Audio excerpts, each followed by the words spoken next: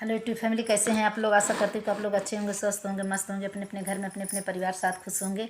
और देखिए हम लोग एक बहुत सुंदर सा नाच का हरवा गीत सुना रहे हैं। आप लोग सुनिएगा, ढेर सारा प्यार दुलार आशीर्वाद भरपूर दीजिए। चैनल पर नए हैं, चैनल को लाइक सब्सक्राइब कमेंट करना मत भूलिएगा और कमेंट करके बताइएगा कि हम लोग का गाना आप लोग को कैसा लगा।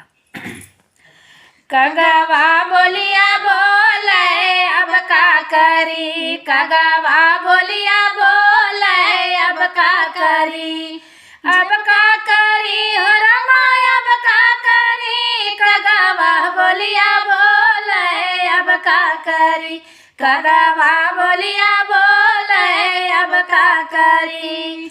जब हमारा हाली लड़का नदनमा, लड़का नदनमा हो, लड़का नदनमा।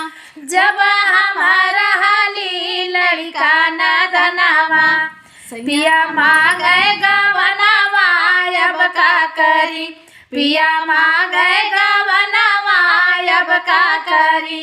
कगवा बोलिया बोले अब का करी, कगवा बोलिया बोले अब का करी। जब हम भैली 12 बरिस के, जब हम भैली 12 बरिस के, 12 बरिस के हो, 12 बरिस के। जब हम भैली 12 बरिस के, पिया छाए परदेसवा अब का करी, पिया छाए परदेसवा अब का करी।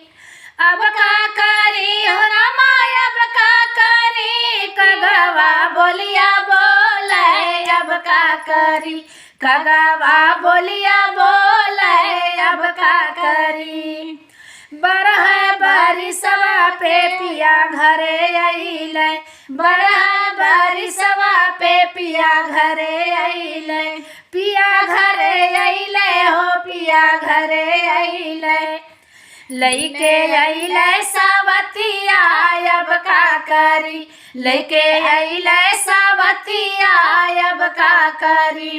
पिया कगवा बोलिया बोले अब का करी, कगवा बोलिया बोले अब का करी। सवती के लइके सैया सोमैया टरिया, सवती के लइके सैया सोमैया टरिया, सोमैया टरिया हो, सोमैया टरिया, सोमैया टरिया हो, सोमैया टरिया। फाटई बजरे का छतिया अब का करी, फाटई बजरे का छतिया अब का करी। कगवा बोलिया बोले अब का करी, कगवा बोलिया बोले अब का करी। दे तू न सासू मोरी ढाली तलावरिया, दे तू न सासू मोरी ढाली तलावरिया, ढाली तलावरिया हो, ढाली तलावरिया। देत अपना परनामा अब का करी, देत अपना परनामा अब का करी। कगवा बोलिया बोले अब का करी, कगवा बोलिया बोले अब का करी।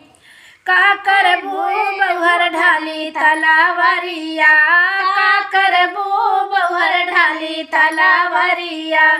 काहे देबू परनामा अब का करी, काहे देबू परनामा अब का करी।